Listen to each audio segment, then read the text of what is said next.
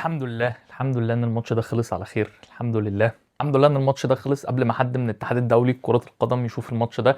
يعني احنا كنا زعلانين قبل الماتش ده عشان خبر ان البطولة هتلعب كل 4 سنين مش كل سنتين. اعتقد لو كان حد من اتحاد الكرة الدولي شاف في الماتش ده كان ممكن يعمل بطولة كل 8 سنين او كل 10 سنين. الحقيقة ان احنا النهارده لعبنا كرة مهينة، يعني كرة مهينة لاي حد بيحب كرة القدم بشكل عام. يعني اي حد في كوكب الارض ده بيحب كرة القدم لو كان اتفرج على ماتش النهارده ده كان هيحس بإهانة شخصية ليه. مش بنتقد المدرب عمله، يعني حسام حسن خرج باللي هو عايزه، اتصدر المجموعة، ما خسرش ولا ماتش، ما دخلش فيه غير جون واحد في 3 ماتشات، فتمام ريح لعيبته وما خرجش بأي إصابات الحمد لله. بس فعلا ماتش كان وحش قوي، ماتش كان وحش قوي. يعني قالنا حبة واخدين هوية الفريق اللي هو الفريق الرخم ده، الفريق الرزل اللي هو بيتكالح على المشاهدين وعلى الفرق اللي بيلعب ضدها وعلى الحكام وعلى كل حاجه. احنا منتخب رخم عامه قوي مؤخرا. يعني بحس دي هويه المنتخب ده او هويه الجيل ده، ان هو جيل كلح دفاعيا. هو مش قوي دفاعيا على قد ما هو تنح وكلح دفاعيا. جيل حسن شحاته كان جيل قوي هجوميا وبيلعب تيك تاكا وبيلعب على الارض وبيضيع كور، وجيل هجومي قوي جدا. الجيل اللي فات كان بيحب يلعب كوره، يعني كان بيحب الماتشات اللي يقدر يهاجم فيها والفرقه اللي قدامه بتفتح اكتر فبيحب يلعب كوره اكتر. الجيل ده بيحب الماتشات اللي هو داخل فيها وهو المفروض الطرف الخسران او الطرف اللي هيدافع، الطرف الاضعف يعني. عامة اهم الايجابيات اللي انا هتكلم عنها النهارده، يعني بعد الماتش ده، اهم ايجابيه فيهم ان احنا الحمد لله ان الماتش خلص. لا، اهم ايجابيه احنا خرجنا بيها كجماهير من الماتش ده. تاني حاجه ممكن نتكلم عنها هو مصطفى شوبير. بصراحه بيبهرني في مصطفى شوبير حاجه، وهو ان الواد ده بيتركن على الدكه، ممكن يقعد سنه كامله قاعد على الدكه، 6 7 شهور قاعد على الدكه، ما بينزلش ولا ماتش خالص، وتنزله كده في وقت عشوائي تماما تلاقيه جاهز وفت ومركز قوي في الماتش واخد حساسيه الماتشات. بحس ان انا مطمن عامه والواد ده في جون. وانا بالنسبه لي مصطفى شوبير عامه هو اكتر واحد في مصر الواسطه ظلمته. يعني بالعكس ماشيه معاه، هو بالعكس اللي حصل مع شريف اكرامي وكده بالذات. فبقى المسؤولين في الاهلي عامه خايفين من فكره ان حارس الاهلي برضو يبقى ابن شوبير، وان انت هتلاعب ابن شوبير وبتاع. يعني الواد ده ان ابوه احمد شوبير حاجه ضرته ما فادتوش. مش عارف بقى هل ده بسبب غتاتة كابتن احمد شوبير وان هو راجل دمه تقيل. انا شايف الواد ده الصراحه جامد، يعني الواد ده يستحق يلعب.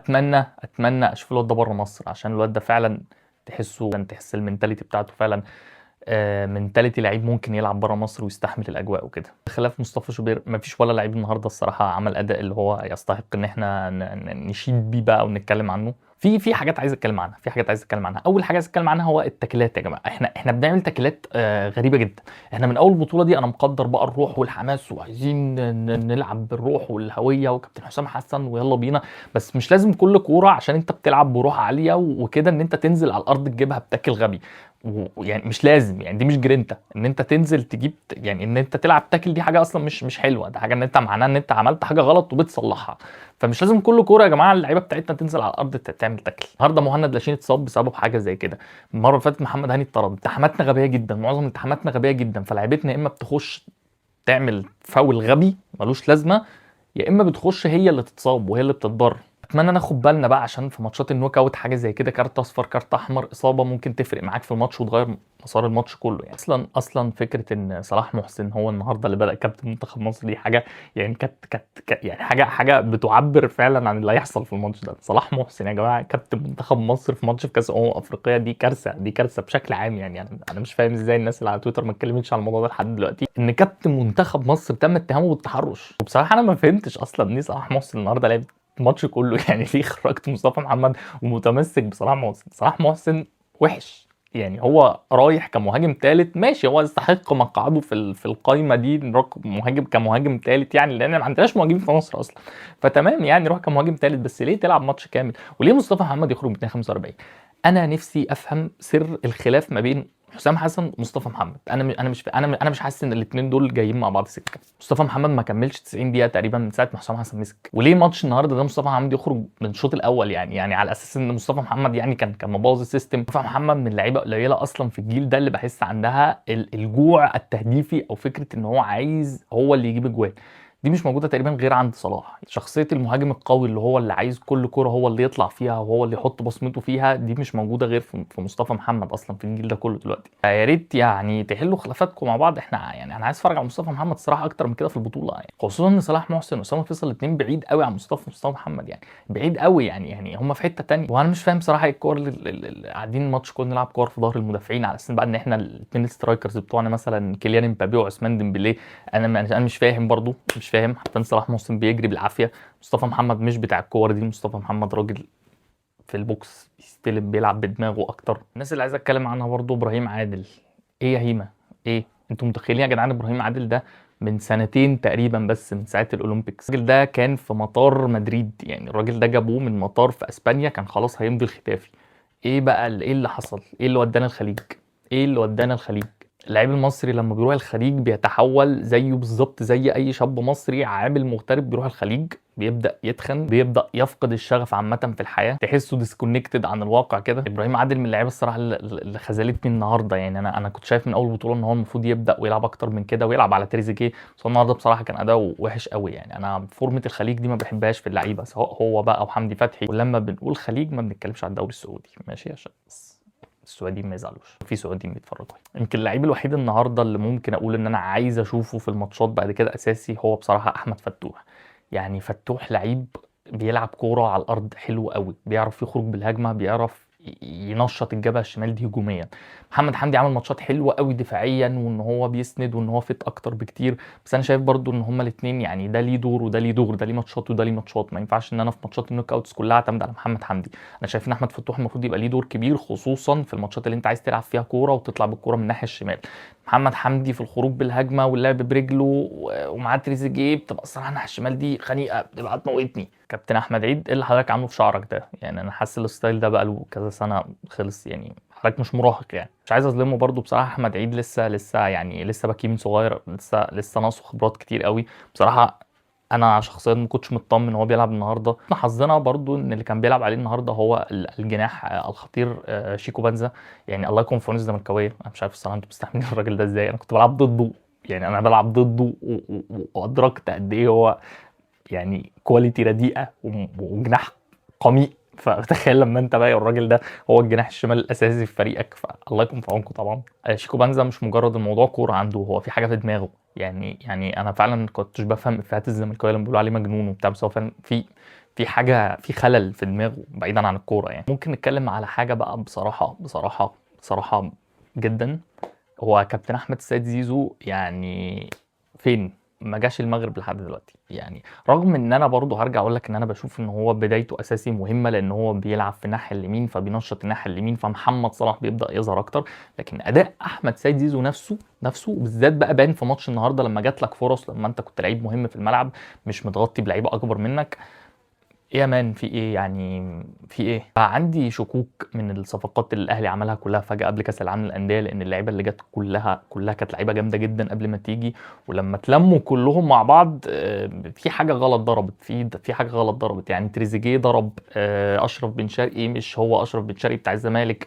زيزو حتى محمد علي بن رمضان، يعني مش هو ده محمد علي بن رمضان اللي احنا كنا بنسمع عنه بقالنا كام سنه ونفسنا نجيبه بقى، ويلا محمد علي بن رمضان جه اخيرا. هو ما لعبش غير ماتشين كاس العالم للانديه وبعد كده بصراحه اختفى. ما اعرفش ليه ما شفتش النهارده امام عاشور. يعني كنا المفروض ندي بقى فرصه لامام عاشور النهارده بدل ما ينزل يلعب باك يمين في ماتش جنوب افريقيا ومش قادر يجري. ماتش النهارده ده كان ممكن امام عاشور يفرق فيه، خصوصا ان انت ما كنتش بتصنع اي هجمات خالص. بس ماتش النهارده لو في حاجه مهمه بس وصلت لي، هو ان كابتن حسام حسن في البطوله دي بالذات هو مش هيخاطر بجنيه. يعني الراجل ده بيلعب بالامان، الامان الامان ده شعاره في البطوله دي، لدرجه ان هو كده كده متاهل وكده كده حاسم ان هو يبقى اول. وشفناه في اخر كام دقيقه في الماتش النهارده بيطلع صلاح محسن المهاجم بتاعه بينزل حمدي فتحي، اللي هو اهم حاجه ما يخش فيها جون، اهم حاجه ما اخسرش. انا مدرك اهميه، انا برضه ما كنتش عايز اخسر النهارده، بس ده بيبين لي حسام حسن بيفكر ازاي في البطوله دي. وهو اهم حاجه بالنسبه له هو مش هياخد اي ريسك. دي حاجه بصراحه يعني انا ما بحبهاش بشكل عام في الكوره. ولكن لما تبقى الظروف بتبقى ان انت راجل عليك ضغط من اتحاد الكوره وعليك ضغط في مصر وانت مدرب مصري، فالناس بتهاجمك بسهوله، ممكن اتفهمها. خصوصا ان الكره الافريقيه هو ده اسلوب اللي بيجي فعلا في الكره الافريقيه، الكلاحه والتناحه الدفاعيه والتامين الزياده.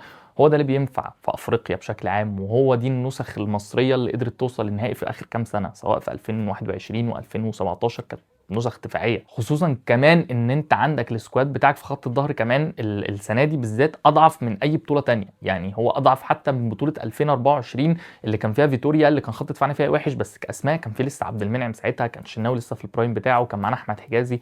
اسماء خط دفاع منتخب مصر دلوقتي ضعيفه، اضعف بكتير من البطولات اللي فاتت. فانا متفاهم جدا فكره ان هو عايز دايما يامن دفاعيا، ومش عايز يخاطر ومش عايز ياخد ريسكات هجوميه زياده. خلاص ماتشات النوك اوتس بدات، يعني احنا كل ماتش بماتشه بقى هنخش افلام رعب. طبعا اللعيبه المفروض كلها داخله مريحه وداخله فريش، يعني اللعيبه الاساسيه ما لعبتش النهارده تقريبا، بالنسبه لهم راحوا 10 ايام ما بين اخر ماتش والماتش اللي لعبوه بتاع دور ال 16، اللي المفروض ان انت هتلاعب فيه فرقه يعني نسبيا ضعيفة، او نسبيا مش اقوى من الفرق اللي انت واجهتها في دور المجموعات. مش تبقى اقوى من جنوب افريقيا مثلا اللي انت عملت عليها ماتش حلو وكسبت، ممكن نلعب بنين، ممكن نلعب زامبيا. ما اتمناش خالص يحصل اي مفاجآت والاقي نفسي بلعب فرقة جامدة. مش عايز العب المغرب ولا في دور 16 ولا في دور الثمانية ولا في نص النهائي، يعني لو هلاعب المغرب يبقى في النهائي. انا عارف ماتشات شمال افريقيا دي بتبقى حلوه وديربيهات وبتاع، بس انا مش عايز العبها. مش عايز العب السنغال. انا مقدر جدا ان احنا عايزين ننتقم، وان هم خدوا مننا كاس افريقيا وخدوا مننا كاس العالم، بس انا مش عايز العبهم. مش قادر اخد الريسك ده تاني واتفرج على الماتش ده تاني. اتمنى يبقى طريقنا خفيف كده لحد السيمي فاينال، ما نقابلش فرقه كبيره، اخرنا كوت ديفوار او كاميرون. اتفرجت على الماتش بتاع كوت ديفوار كاميرون الصراحه، الفرقتين جامدين جدا. لو هختار العب فرقه ما بينهم، لو هختار العب فرقه ما بين الكاميرون او كوت ديفوار، فانا الصراحه هختار كوت ديفوار. كوت ديفوار فرقه هجومها اقوى بكتير من الكاميرون، ولكن عندهم عدم التزام تكتيكي، دفاعهم مش منظم. خصوصا ان انا عندي ثقه ان احنا لما بنلعب فرقه هجومها قوي احنا بنقدر نقفل دفاعيا. كابتن حسام حسن النهارده لعب ضد انجولا ب5، فهو لو لعب كوت ديفوار هيلعب ب6 مثلا ورا، هيجيب مدافعين من مصر، هيجيب جماهير ينزلهم يقفوا في خط الدفاع. فانا بقيت واثق عامه في حته ان المنتخب ده هيعرف يلعب ضد الفرق الهجوميه اكتر. لكن مش عايز العب فرق بقى بتعرف تقف صح وتكتيكيا مظبوطه، وفرقه سوليد دفاعيا وكده، عشان احنا ما بنعرفش نخترق وما بنعرفش ان احنا نلعب الماتشات دي زي ما بنحب نلعب ماتشات ضد فرق هجوميه اكتر. ممكن نبقى نعمل حلقه حلوه كده نجمع فيها اداء المنتخبات عامه وتوقعات لدور ال 16. اتمنى الحلقه دي ما تبقاش ممله زي الماتش، واتمنى الكلام عن الحلقه دي ما يبقاش ممل زي اللي اتفرجنا عليه في الماتش. مع السلامه.